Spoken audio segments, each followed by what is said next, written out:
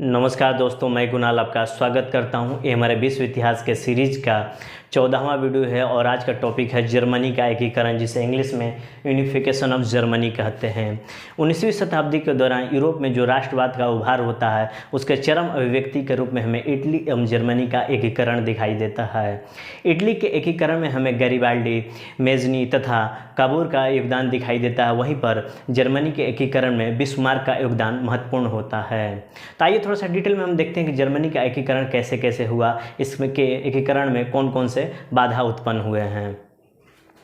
Germany के एकीकरण को समझने के लिए थोड़ा सा जर्मनी के मैप को समझना जरूरी है। इससे क्या हुआ कि जर्मनी के एकीकरण को समझना आसानी हो जाएगा। वर्तमान जर्मनी पर नज़र दौड़ाएं तो इसके आसपास डेनमार्क, पर्सिया, पोलैंड, चेक गणराज्य और इसके हल्का ऊपर प्रसा है यहीं, और ऑस्ट्रिया इसके नीचे है, जो जहाँ पर 1815 में द कांग्रेस ऑफ वियना का आयोजन हुआ था। इसी दो देशों के बीच में कुछ संबंध होता है जिससे जर्मनी का एकीकरण संपन्न होता है।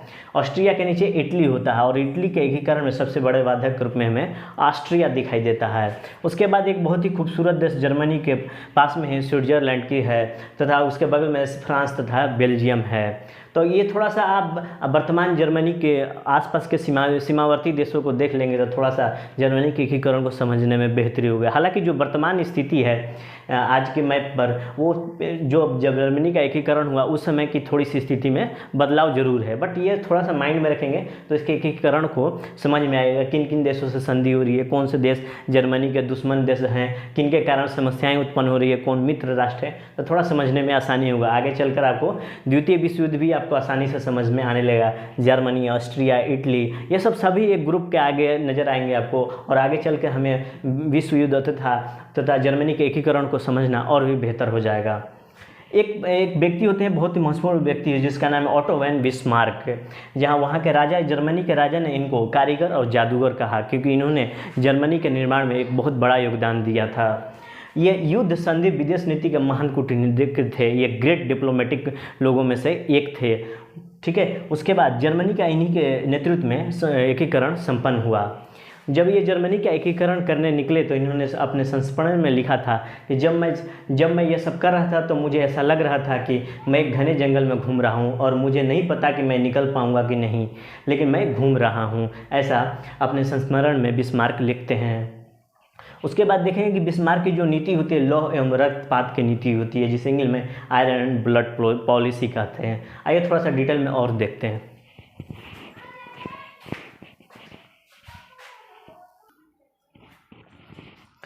अब थोड़ा सा जर्मनी के फिलोसफर को देखते हैं। जर्मनी के फिलोसफर फीचे होते हैं और हिगेल होते हैं। ये दोनों, इन्होंने जर्मनी का गौरवगान किया और राष्ट्रवाद के उभार में अपना योगदान दिया। ये नाटकों, गायन और साहित्य के माध्यम से राष्ट्रवादियों को उभारते रहे, उत्तेजित करते रहे। 1830 और 48 में जर्मनी में जन क्रांतियाँ हुई, लेकिन इन क्रांतियों को दमन कर दिया गया। इसको लेकर जनता में रोष था। जोल्वेरिन, एक याद कर लीजिएगा, जोल्वेरिन नामक संगठन जर्मनी में बना। यह एक चुंगी संगठन था, यानी कि टैक्स वाला था। जैसे जगह जगह पे आप लोग चुंगी देते होंगे, उस समय जगह जगह पे चुंगी, माप तौल अलग अलग होने से व्यापार में बाधा आती थी। इससे एक राष्ट्र का अनुभव नहीं होता था कि हम लोग कहीं दूसरे राष्ट्र में तो नहीं पहुंच गए हैं। आज जीएसटी ने पूरे राष्ट्र को बांधने का काम किया है। 1833 एडी में जोल्वेरिन बनते ही मुद्राओं की संख्या घटा दी गई, कर कम कर दिए गए और व्यापार बढ़ने लगा। इससे क्या हो कि एक टैक्स, मुद्रा और माप प्रणाली, एक टैक्स, एक मुद्रा, एक माप प्रणाली होने से लोगों में एकत्व का भाव उत्पन्न हुआ, यूनिटी का भाव उत्पन्न हुआ। अब थोड़ा सा बैकग्राउंड देखते हैं जर्मनी का। इसे हम लोग इंपॉर्टेंट एलिमेंट्स भी कह सकते हैं। जर्मनी का थोड़ा सा बैकग्राउंड देखते हैं, पृष्ठभूमि देखते हैं, एकीकरण से पूर्व क्या क्या स्थितियाँ थी। जर्मनी के फिलोसोफर हीगर और विलियम थे। इन्होंने लोगों में राष्ट्रवाद की भावनाएं भरने का प्रयास किया। एक जन क्रांति हुई थी 30 और 48 में। इन जन क्रांतियों को दबाने से जनता में रोष था। एक वियना कांग्रेस होता है 1815 में, जो कि शक्तिशाली राष्ट्रों को कमजोर करना इसके मुख्य लक्ष्यों में से एक शामिल था। जर्मनी 39 राज्यों का एक संघ था। आगे चल के जो 39 राज्य थे, जैसे इटली 13 राज्य मिलकर इटली का निर्माण किए थे, उसी प्रकार जर्मनी 39 स्टेट मिलकर जर्मनी का एकीकरण हुआ था। पर्सिया उत्तर में, मैंने अभी मैप बताया था कि जो जर्मनी के उत्तर में पर्सिया था, पर्सिया उत्तर में, ऑस्ट्रिया जर्मनी के दक्षिण में शक्तिशाली हो गया था। पूरे के पूरे जर्मनी का नेतृत्व ऑस्ट्रिया के हाथों में सौंप दिया गया। एक परिसंघ बनाया गया जिसका अध्यक्ष ऑस्ट्रिया बना और इसके अध्यक्ष के थे मेटरनिक। आपने पीछे में पढ़ा था कि जो वियना कांग्रेस हुआ था उसके भी अध्यक्ष थे मेटरनिक। तो अध्यक्ष भी इस महापरिसंघ के अध्यक्ष थे मेटरनिक, जो एक उदारवादियों से घृणा करते थे। वियना कांग्रेस में शामिल लोग रूढ़िवादी प्रतिक्रियावादी थे। वैचारिक दृष्टि से मेटरनिक इसी समूह का था। देश में रूढ़िवादी भावनाएं धीरे धीरे बढ़ने लगी थी, पनप रही थी, लेकिन आगे चलकर क्या हुआ कि जो सत्ता उत्पन्न हुई वो प्रतिक्रियावादी थी और जनता प्रगतिवादी हो गई। इससे क्या हुआ कि सत्ता, जो मेन सत्ता है, सेंटर है, वो प्रतिक्रियावादी है, लेकिन जनता प्रगतिवादी है। तो दोनों के विचारों में मतभेद हो तो संघर्ष तो उत्पन्न होगा ही होगा। ठीक है।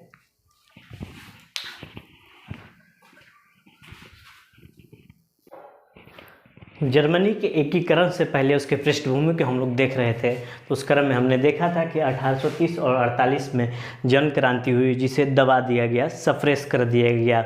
इससे जनता में रोष उत्पन्न हुआ।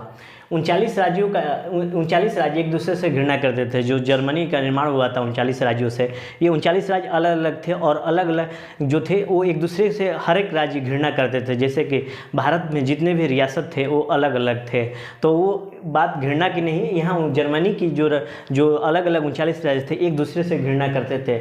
सभी राज्यों में एक निरंकुश राजा था, यानी राजतंत्र था। इन सबको मिलाकर एक परिसंघ बना। परिसंघ की बैठक फ्रैंकफर्ट में होती थी। ऑस्ट्रिया परिसंघ का अध्यक्ष बना। 1848 में जब फ्रैंकफर्ट में परिसंघ की बैठक बुलाई गई और इसमें कोशिश की गई कि जर्मनी के संविधान को उदार बनाया जाए, किंतु ऑस्ट्रिया के राजकुमार ने इस बैठक को भंग कर दिया और कोशिश खत्म हो गई। ठीक है, जर्मनी के संविधान को उदार बनाने की। अब राष्ट्रवादियों के पास कोई उपाय नहीं था। 39 राज्यों के अपने अपने प्रतिनिधि यहाँ पर आए हुए थे फ्रैंकफर्ट में। इसमें से एक प्रतिनिधि पर्सिया से आया है और 39 राज्यों के प्रतिनिधियों को सुनने के बाद यह निष्कर्ष निकाला कि अगर जर्मनी को शक्तिशाली बनाना है तो 39 राज्यों को मिलाकर एक बना दिया जाए, और एक प्रतिनिधि के रूप में बिस्मार्क था। बिस्मार्क, पर्सिया के नेतृत्व में जर्मनी का एकीकरण किया जाना 1848 में उसकी शुरुआत हुई थी। जैसे कि इटली के एकीकरण में पिडमोंट सार्डिनिया के नेतृत्व में इटली का एकीकरण हुआ था, जहां के राजा इमैनुअल द्वितीय थे। उसी प्रकार पर्सिया के नेतृत्व में जर्मनी का एकीकरण की शुरुआत 1848 में होती है। बाद में पर्सिया के सम्राट बनते हैं विलियम प्रथम, जो 1858 में बनते हैं, जो ऑस्ट्रिया को कमज़ोर करना चाहते हैं। बिस्मार्क फ्रांस के साथ दोस्ती और दुश्मनी दोनों निभाई, क्योंकि फ्रांस नहीं चाहता था कि जर्मनी का एकीकरण हो। ब्रिटेन, रूस और इटली, बिस्मार्क इससे दोस्ती करना चाहता था या इसे तटस्थ रखना चाहता था, ताकि ऑस्ट्रिया और फ्रांस मामले में जब पर्सिया हमला करे तो पर्सिया इसके विरुद्ध में, मतलब कि जो ब्रिटेन और रूस इटली से बिस्मार्क इससे दोस्ती हो जाए, ऐसा चाहता था, क्योंकि या ये तीनों देश तटस्थ रहे। क्योंकि जब पर्सिया, ऑस्ट्रिया और फ्रांस पे जब हमला करे या कुछ कार्रवाई करे तो ये तीनों देश कोई हस्तक्षेप ना करे, तटस्थ रहे या साथ दे, ऐसा यह चाहता था। तो जो बिस्मार्क था, लेन देन और संधि के माध्यम से ब्रिटेन, रूस और इटली को तटस्थ रखा। अब ये शॉर्ट में देखें तो पर्सिया के नेतृत्व में जर्मनी का एकीकरण होगा। फ्रांस को कमज़ोर करना इसका लक्ष्य था। ऑस्ट्रेलिया को परिसंघ से निकालना इसके लक्ष्यों में शामिल था। इटली, ब्रिटेन और रूस को तटस्थ रखा जाए, इसके लिए बिस्मार्क ने लौ एवं रक्तपात की नीति अपनाई, यानी कि आंख दिखाना पड़े तो आंख दिखाएंगे, युद्ध करना पड़े तो युद्ध करेंगे, और झुकेंगे लेकिन झुकेंगे नहीं। ऐसा इन्होंने, बिस्मार्क ने ऐसी नीति अपनाई। तो देख लीजिए बिस्मार्क कितना बड़ा कूटनीतिज्ञ, डिप्लोमेटिक इंसान था। ठीक है।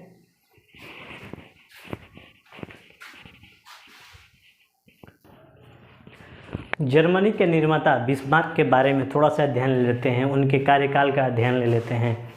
1847 में इनको पर्सिया का प्रतिनिधि बनाया जाता है और 1859 में पर्सिया की तरफ से ये रूस के राजदूत बनकर जाते हैं। यहीं आकर इन्होंने कूटनीति का चरित्र बिस्मार्क में विकसित हुआ। यहीं आकर, मतलब कि रसिया जाकर ही इनके अंदर कूटनीति का जो चरित्र था वहीं विकसित हुआ। 1862 में पेरिस में राजदूत बनाया गया और 1862 में बिस्मार्क को चांसलर बना दिया गया। तो चांसलर बनने के पीछे कहानी को जानते हैं। 1858 में विलियम प्रथम राजा थे, राजतंत्र में विश्वास रखते थे। ये बहुत ही योग्य व्यक्ति थे, बहुत ही दूरदर्शी एवं मेहनती व्यक्ति थे।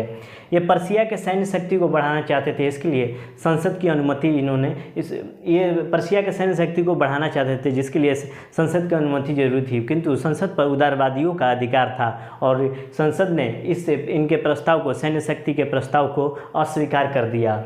विलियम प्रथम के रक्षा मंत्री ने बिस्मार्क को चांसलर बनाने की सलाह दी। अब ये प्रस्ताव अस्वीकार हो गया, तो विलियम प्रथम के जो भी रक्षा मंत्री थे इन्होंने बिस्मार्क को चांसलर बनाने यानी सर्वे सर्वा बनाने का सलाह दिया। 1862 में ये बिस्मार्क चांसलर बनते हैं। तो ये चांसलर बनने की कहानी है। 1862 में चांसलर बनते ही इसने सैन्य शक्ति बढ़ानी शुरू की, जिसके लिए धन खर्च करना एवं कर लगाना शुरू कर दिया संसद के अनुमति के बिना, यानी कि संसद की इसने अवहेलना की। इसे ही इन्होंने लौह नीति का संज्ञा दी। जो मुझे करना है वो मैं करूँगा ही करूँगा, ये लौह नीति है। इसके बाद बिस्मार्क ने पर्सिया को अभी उदारवाद की जरूरत नहीं है। बिस्मार्क कहता था कि अभी पर्सिया को उदारवाद की जरूरत नहीं, अभी सही में सैन्य शक्ति बढ़ाने की ज़रूरत है। पर्सिया की सैन्य शक्ति इससे और बढ़ गई। अब घटनाएं देखते हैं कि जर्मनी का जो एकीकरण हुआ उनकी घटनाओं को हम देखते हैं, यानी कि एकीकरण के चरण को देखते हैं। तो सबसे पहला अपना आता है डेनमार्क। जर्मनी और डेनमार्क के बीच में 2 राष्ट्र थे, सेलेस्विग और होल्स्टीन, जिस पर डेनमार्क का अधिकार था। होल्स्टीन में जर्मन जाति के लोग थे। सेलेस्विग में 50% जर्मन और 50% डेनिश लोग रहा करते थे। ठीक है। बिस्मार्क ने डेनमार्क पर हमला करने के लिए ऑस्ट्रिया को तैयार कर लिया और डेनमार्क पराजित हो गया, यानी कि ऑस्ट्रिया के माध्यम से डेनमार्क को बिस्मार्क ने पराजित कर दिया। इसके बाद पर्सिया और ऑस्ट्रिया के बीच गेस्टिन का समझौता होता है, लेकिन ये अस्थायी समझौता था। सेलेस्विग, जब ये समझौता किया गया तो सेलेस्विग पर पर्सिया का अधिकार हो गया, जहाँ पर जर्मन जाति के लोग रहते थे, और होल्स्टीन, जहाँ पर सेलेस्विग में 50% जर्मन और 50% डेनिश लोग रहा करते थे। होल्स्टीन को जहाँ पर जर्मन लोग रहते थे वहाँ ऑस्ट्रिया के अंतर्गत आ गया, और लुनारबर्ग को पर्सिया ने खरीद लिया।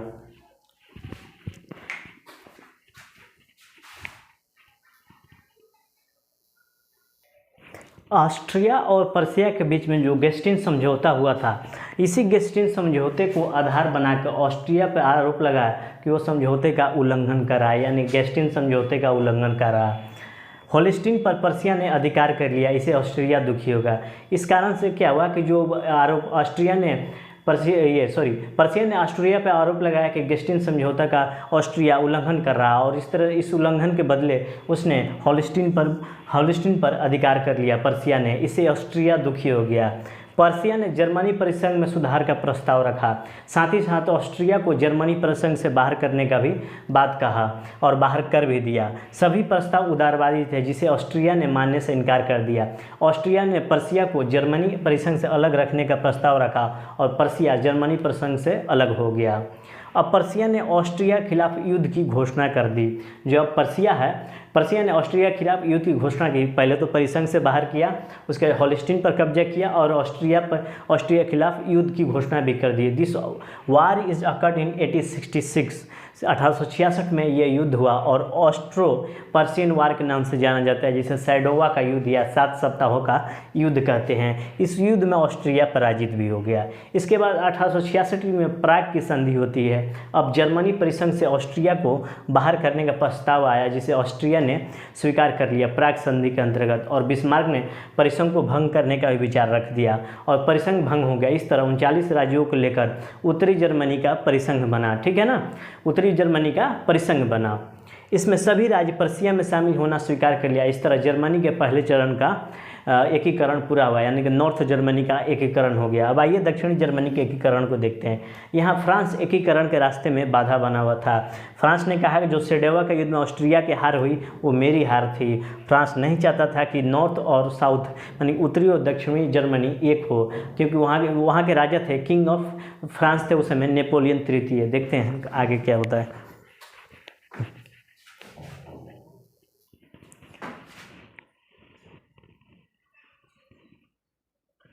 फ्रांस नहीं चाहता था कि उत्तरी और जर्मनी और दक्षिणी जर्मनी का एकीकरण हो, एक साथ आए। इसलिए फ्रांस ने कहना शुरू किया कि जर्मनी में शक्ति का संतुलन बिगड़ गया है, जो कि यूरोप के लिए ठीक नहीं है। इसको संतुलित करने के लिए पर्सिया से कुछ क्षेत्र की मांग की, जिसे बिस्मार्क ने बार बार ठुकरा दिया। नेपोलियन तृतीय जो फ्रांस का वहाँ राजा था, लग्जमबर्ग की भी मांग की, जहाँ पर जर्मन लोग रहते थे। इससे यहाँ लग्जमबर्ग के लोग तथा दूसरे देश के लोग उत्तेजित हो गए। इसी समय बिस्मार्क ने रूस से दोस्ती कर ली और ब्रिटेन नाराज होकर बिस्मार्क का साथ हो लिया। ऑस्ट्रिया को भी बिस्मार्क ने अपने पक्ष में कर लिया। देख लीजिए, ऑस्ट्रिया से जो इसने युद्ध किया था उसे ही अपने पक्ष में कर लिया।